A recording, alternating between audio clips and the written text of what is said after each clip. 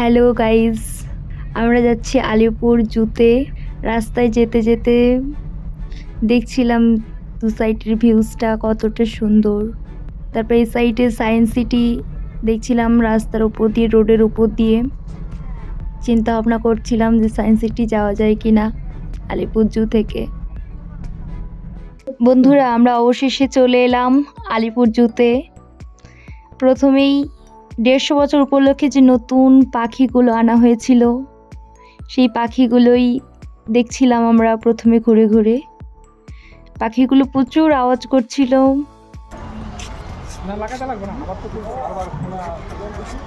এগুলো বক ছিল।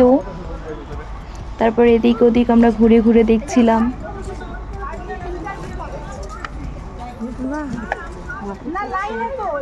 এদের ওড়াগুলো খুব ভালো লাগছিল, তাই দেখছিলাম। অবশেষে তারপরে দেখলাম পাখিদের পরেই দেখতে পেলাম প্রচুর বাদুড় গাছে ঝুলে আছে।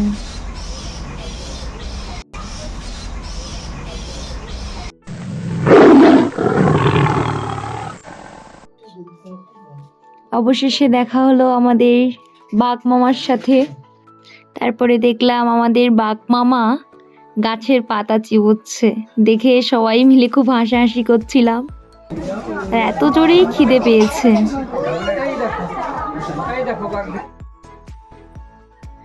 তারপরে ঘুরতে ঘুরতে আমরা চলে আসলাম জিরাফ দেখতে। অনেকগুলোই জিরাফ ছিল। একটা জিরাফ ওই গাছের পাতা খাচ্ছিল গলা উঁচু করে, আর একটা জিরাফ ঘরের ভিতরে মাথা ঢুকিয়ে দিয়েছিল। ওদের যে থাকার ঘর, ওর ভিতরেই মাথা ঢুকিয়ে দিয়েছিল। তারপরে দেখতে পেলাম সাপ।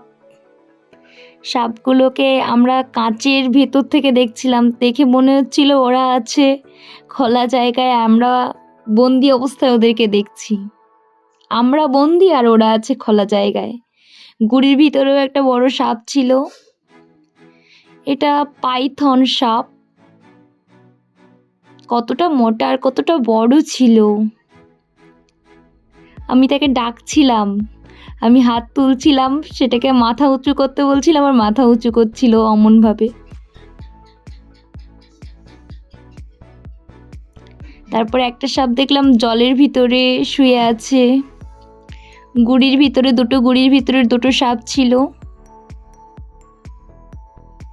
খুব সুন্দর লাগছিল দেখতে।